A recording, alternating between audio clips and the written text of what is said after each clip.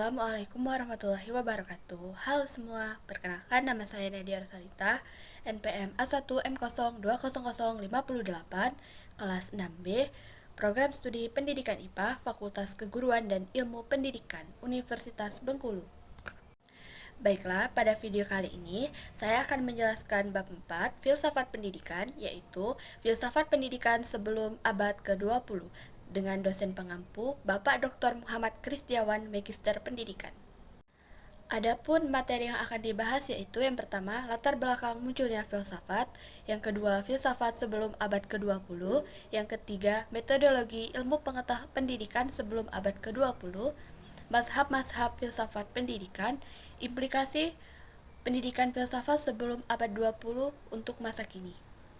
Adapun tujuan pembelajarannya yaitu yang pertama, untuk mengetahui latar belakang munculnya filsafat, yang kedua, untuk mengetahui filsafat sebelum abad ke-20, yang ketiga, untuk mengetahui metodologi ilmu pendidikan sebelum abad ke-20, yang keempat yaitu untuk mengetahui mazhab-mazhab filsafat pendidikan, dan yang terakhir yaitu untuk mengetahui implikasi pendidikan filsafat sebelum abad ke-20 untuk masa kini.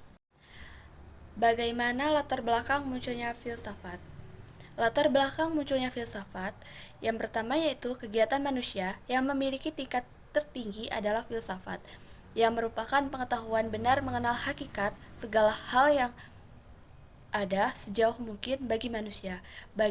Bagian filsafat yang paling mulia adalah filsafat pertama, yaitu pengetahuan kebenaran pertama yang merupakan sebab dari segala kebenaran.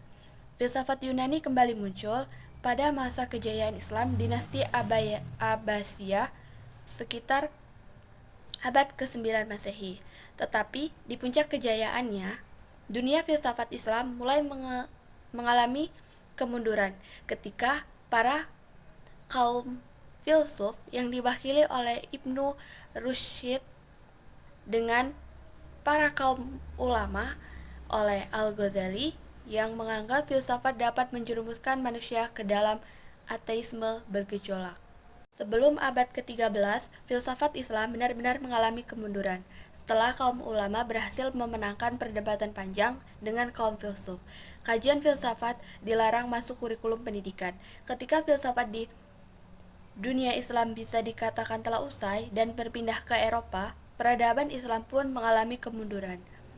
Sementara di Eropa sendiri mengalami masa yang disebut dengan abad Renaissance atau abad pencerahan. Pada abad ke-15 Masehi, para filsuf zaman modern setelah masa Aufklärung abad ke-17 menegaskan bahwa pengetahuan tidak berasal dari kitab suci atau ajaran agama, tidak juga dari penguasa, tetapi dari diri manusia sendiri. Bagaimana filsafat pendidikan sebelum abad ke-20? Perkembangan filsafat umum berpijak pada pemikiran Poedige-Jawijatna pada tahun 1986. Periode perkembangan filsafat dapat dibagi menjadi 4, yaitu filsafat Yunani, filsafat Hindu, filsafat Islam, filsafat Eropa atau filsafat modern. Filsafat Yunani sebagai filsafat tertua mulai ada sejak munculnya Thales sebagai bapak filsafat yang mengatakan bahwa intisari alam adalah air. Filsuf lain yang sezaman dengan Thales, Anaximenes, berpendapat bahwa dasar pertama atau intisari alam adalah udara, dan Pythagoras berpendapat bahwa segala sesuatu adalah bilangan. Aliran filsafat ketiga filsuf ini disebut juga dengan materialisme. Pemikiran ini berlanjut ke masa hidup Socrates yang gigih mencari pengertian filsafat Yunani yang berbeda dari pandangan materialisme dikemukakan oleh Plato, kemudian dilanjutkan oleh Aristoteles. Aliran filsafat yang mereka kembangkan adalah aliran idealisme. Filsafat Hindu sejak abad 20 sebelum Masehi. Perkembangan filsafat Hindu sejalan dengan perkembangan filsafat Yunani. Bahkan ada ahli yang mengatakan bahwa kesamaan konsep metodologi Hindu dengan Yunani, filsafat Hindu tertuang dalam konsep dualisme, Brahmanisme, dan Buddhisme. Vedisme adalah keseluruhan alam pikiran India yang merupakan filsafat dan agama. Brahmanisme berhubungan dengan konsep kasta-kasta dan beberapa aliran dalam kelompok bangsa Arya dan sudah terjadi percampuran darah dengan penduduk setempat. Buddhisme sebagai filsafat didasarkan kepada keyakinan bahwa segala yang ada di dunia ini diliputi oleh sengsara.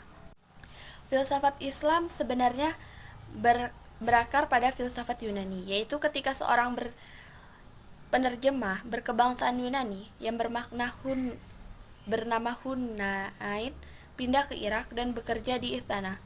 Bidang sejarah pemikiran modern tentu tidak bisa melupakan begitu saja nama Al-Ghazali, Ibnu Sina, dan Al-Farabi di Timur Tengah dan Ibnu Rushd di tanah Andalusia atau Spanyol.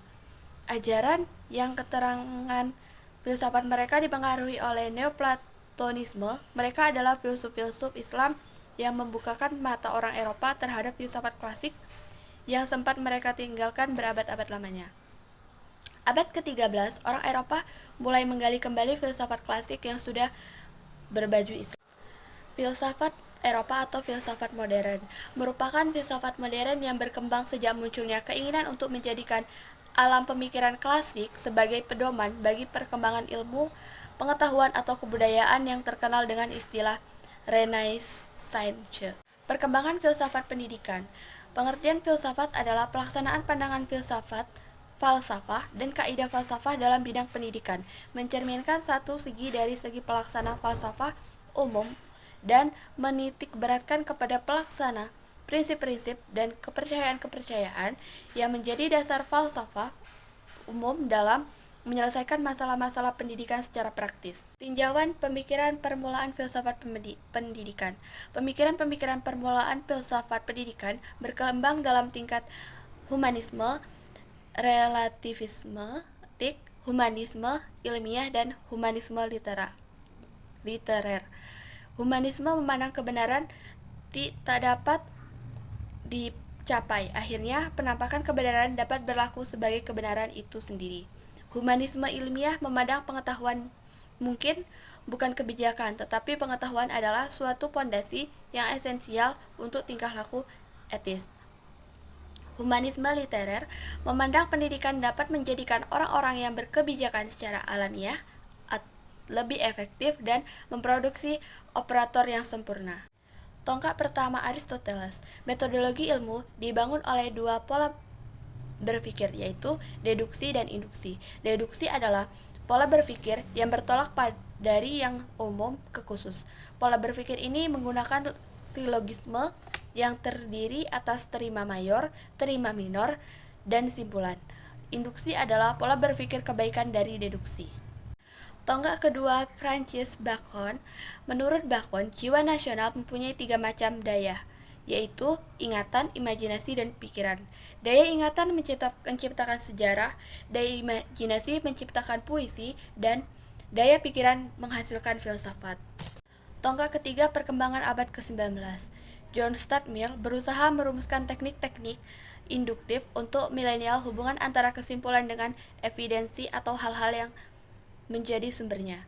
Philip Frank dalam membahasnya tentang kausalitas dan berbagai interpretasi tentang mekanika kuantum dan teori relativitas, ditandai sebuah tirikan yang tajam dalam metodologi yang dipergunakan secara faktual oleh para ilmuwan. Ernest Mach memberikan sumbangan pada mekanika, akustika, termodinamika, psikologi eksperimental, dan filsafat ilmu. Henry Poincaré memberi sumbangan pada matematika murni, mekanika angkasa, dan filsafat ilmu yang antara lain menekankan peranan konvensi dalam perumusan teori-teori ilmiah. Selanjutnya yaitu bagaimana mazhab-mazhab filsafat pendidikan. Mazhab filsafat pendidikan idealisme. Filsafat pendidikan idealisme memandang realitas akhir adalah ruh, bukan materi, bukan fisik. Dalam hubungannya dengan pendidikan, idealisme memberi sumbangan yang besar terhadap perkembangan teori pendidikan, khususnya filsafat pendidikan. Filsafat idealisme diturunkan dari filsafat idealisme metafisik yang menekankan pertumbuhan rohani. Mazhab filsafat pendidikan realisme. Realisme pada dasarnya merupakan filsafat yang memandang realitas secara dualitas. Aristoteles yakin, sebagaimana Plato yakin bahwa manusia butuh dididik sesuai dengan posisinya dan kebutuhannya dalam hidupnya.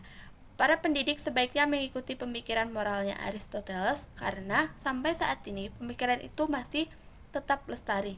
Aristoteles merekomendasikan bahwa anak-anak harus dilatih moralnya.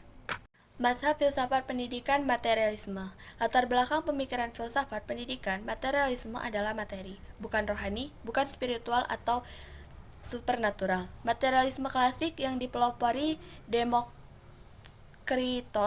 460-360 sebelum Masehi disebut juga autonisme.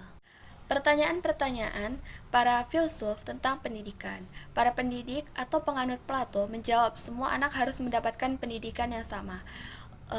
Paling tidak sampai usia 20. Plato yakin bahwa siswa harus dididik sesuai dengan kapasitas masing-masing. Kemudian, mereka tidak harus mendapatkan pendidikan yang sama.